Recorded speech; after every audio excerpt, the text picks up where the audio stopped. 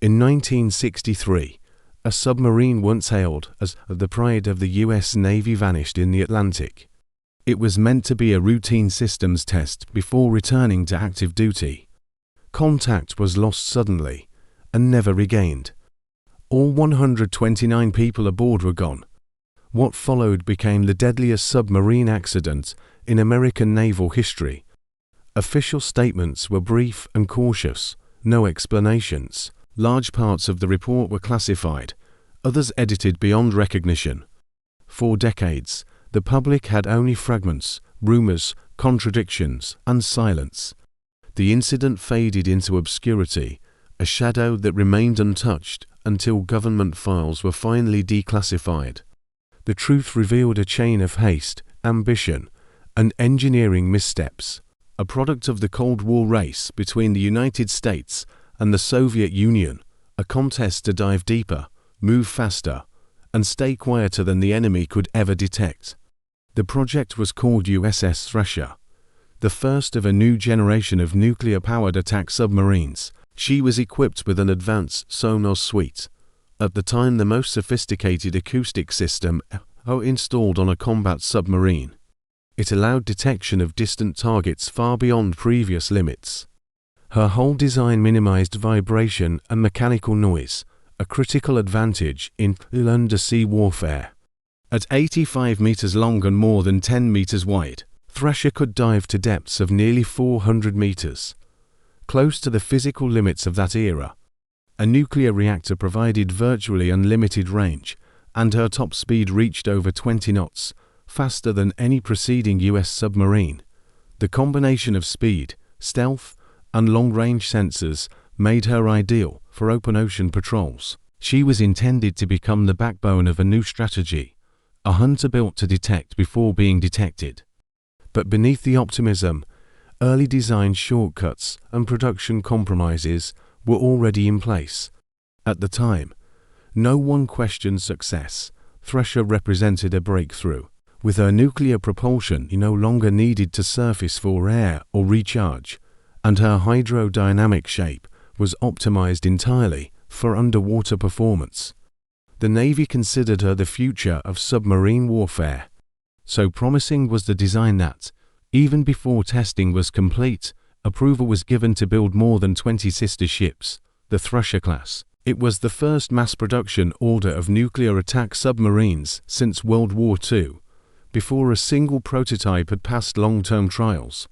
Inside, the space was as cramped as any combat submarine, but the ambitions behind her were enormous. Despite her compact layout, Thresher was designed with a degree of comfort rare for submarines of her time. Interior elements were arranged with long underwater missions in mind, functional, minimal, efficient. Everything appeared perfectly calculated, but the same confidence that defined her design would prove fatal. Production had already scaled up before engineers fully understood the limits of the new class. When small flaws appeared, they were often ignored. By early April 1963, Thresher was scheduled for another deep dive trial off the coast of Maine, over 300 kilometers east of Cape Cod, in one of the Navy's designated deep water test areas. The plan was simple: gradual descent, step by step, with constant communication to her surface escorts, the submarine rescue ship USS Skylark. Initial checks were routine. The hull held steady. Pressure readings were normal. Nothing suggested that disaster was minutes away. During the night of April 9th to 10th, Thresher remained submerged. By morning, the crew began a controlled descent toward 400 meters. The submarine's rated test depth, radio and sonar signals remained stable. At 9 a.m., Skylark received short, clipped transmissions, standard updates, nothing unusual. Then the tone changed, fragments of words, static bursts. One transmission stood out, a single clear number, 900. Moments later, silence.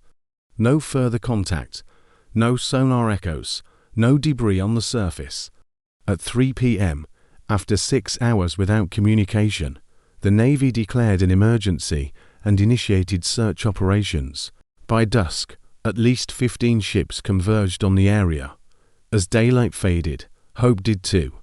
At 6:30 p.m., the Navy began notifying families. The first call went to the wife of Thresher's commanding officer. Within 24 hours, flags across naval bases nationwide were lowered to half-mast. All 129 crew and shipyard personnel were declared lost, the deadliest accident in U.S. submarine history. Along with them disappeared what had been America's most advanced undersea platform, and no one yet knew why. 2 days later, on April 12th, the Navy launched a massive search. Surface ships, research vessels, and acoustic experts from the Naval Research Laboratory were mobilized. The small survey ship USS Rourkeville became the key asset, scanning the seafloor for anomalies. Weeks later, the deep-diving submersible Trieste, the same craft that had reached the Challenger Deep, was flown from San Diego to Boston and rushed into service. By late June, Trieste descended into the designated search zone. Scattered debris was soon found, twisted piping, fragments of the pressure hull, and pieces of internal machinery. A second mission in August confirmed the wreckage field covered a vast area, clear evidence that the submarine had imploded under immense pressure. But no instrument survived to record the sequence of events. All that remained were fragments, scattered across the Atlantic floor. On board the new search vessel were high-sensitivity proton magnetometers and deep-sea cameras mounted on electric cables that could be precisely positioned at depth. The mission began on June 25, 1964. 2 days later, faint acoustic returns appeared on sonar, soon followed by visual confirmation. The wreck later 0.5 kilometers below the surface, more than 6 times deeper than Thresher's design test limit. Destruction was absolute. Fragments were scattered across an area of roughly 130,000 square meters. Hull sections were identified by serial markings and structure shape. By July 22nd, most large pieces had been located. All that remained was a debris field on the ocean floor and silence. No instrument survived to record the submarine's final moments. A full technical inquiry followed. The task seemed simple in theory, determine what happened at depth, but the evidence told a complex story. The wreck showed no sign of explosion, no burn marks, no isolated point of failure. Instead, it spoke of a gradual collapse under pressure. Investigators slowly narrowed the cause to a single vulnerability, one both ordinary and fatal. Thresher's piping system used silver brazed joints instead of traditional welded connections. The method saved time and cost, but at extreme pressure these joints were fragile. It was believed that one of them failed. Water began flooding in faster than the pumps could respond. At 300 meters, even a minor leak can trigger a catastrophic cascade. There was no margin for error. Worse, engineers already knew about such weaknesses. Before the boat was completed, reports had warned of flaws in brass pipe fittings used in the high-pressure systems. Tests later showed that about 14% of inspected joints across the fleet did not meet safety standards. Yet they were judged non-critical and left unrepaired. Similar failures had occurred on other submarines, raising concerns that a rupture could disable ballast controls or propulsion. Design models insisted the boat would remain buoyant even with partial flooding, an assumption that would prove tragically optimistic. The safety protocols imagined a controlled emergency, one the crew could stabilize. Reality gave them no such chance. Evidence from the wreck suggested Thresher attempted to ascend. The angle of the debris field indicated a rising bow, the crew fighting to surface, but at some point, control was lost. One hypothesis gained credibility: a short circuit caused by seawater spraying into the electrical control panel. That surge triggered the reactor's automatic SCRA and the emergency shutdown that instantly halts nuclear fission. It was meant to prevent a meltdown, but it also cut all power: the pumps, the ballast controls, the drives. The submarine went dark, powerless in the deepest part of the ocean. Restarting a reactor requires stable conditions and time, neither of which the crew had. The scram system that was designed to save them became the final mechanism sealing their fate. At depths beyond 2,500 meters, there was no time left. Post-incident analysis showed that restarting a nuclear reactor after ASCRAM under such pressure would have required at least 20 minutes, even under ideal conditions, no less than 10. By then, Thresher would already have reached its crush depth. Once power was lost, control followed. The auxiliary motor lacked the strength to drive pumps or adjust ballast.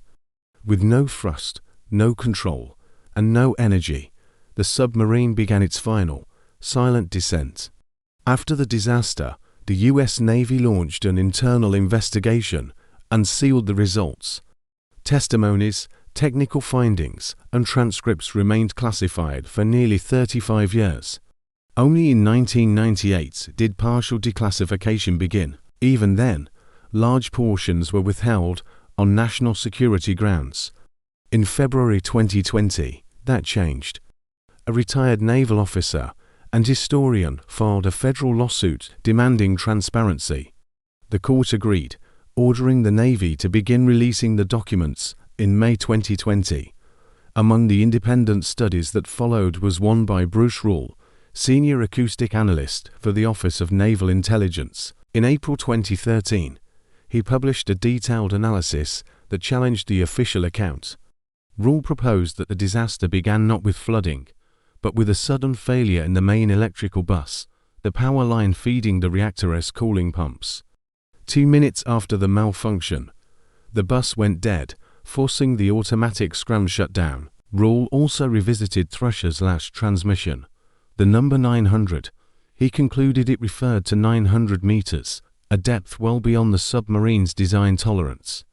Acoustic data confirmed that the final implosion occurred almost instantaneously, within 0.1 seconds. Too fast for human reaction, the entire crew of 129 perished instantly, never knowing what hit them. The loss of Thresher halted work on 31 nuclear submarines, then under construction. The Navy responded with sweeping reforms that became known as SubSafe, the most comprehensive safety overhaul in submarine history.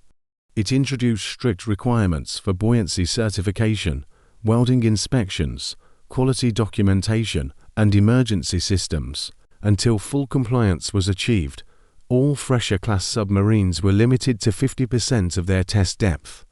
Since the launch of SubSafe, no certified U.S. submarine has ever been lost due to an accident. The tragedy became both a turning point and a warning, proof that even perfection on paper can fail under pressure. The Navy also restructured nuclear training protocols. After Thresher, engineers learned that shutting down a reactor was the easy part. Restarting it safely was the true challenge. Revised SCRAM recovery procedures were developed, allowing crews to regain control faster during emergencies. Another outcome was the Deep Submergence Project, a pioneering effort to build submersibles capable of reaching 6,000 meters, including 6 new rescue vehicles designed to locate and recover trapped crews. When Thresher imploded in 1963, she became the first nuclear-powered submarine ever lost at sea. Her destruction marked the beginning of the Deep Sea Age, an era where submarine disasters no longer vanished into darkness, but instead forced new technology, new safety systems, and new accountability.